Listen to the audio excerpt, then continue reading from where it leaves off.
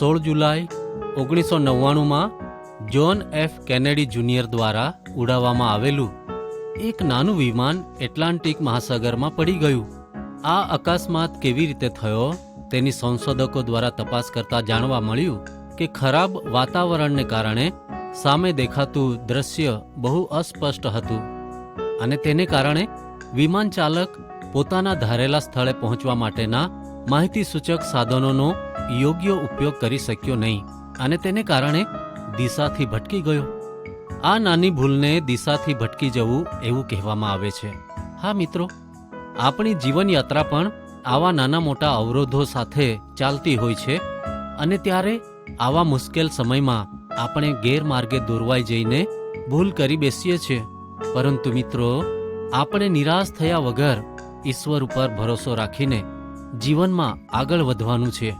Bible આપણને નીતિ વચનો 19મો અધ્યાય 21મા વચનમાં શીખવે છે કે માણસના મનમાં ઘણી યોજનાઓ હોય છે, પણ યહોવાનો મનસૂબો જ કાયમ રહેશે. તો આવો આજે આપણી તમામ ચિંતાઓ અને મૂંઝવણોને ઈશ્વરને સોંપી દઈએ અને શૈતાનને આપણા જીવનમાં પ્રવેશતા અટકાવીએ.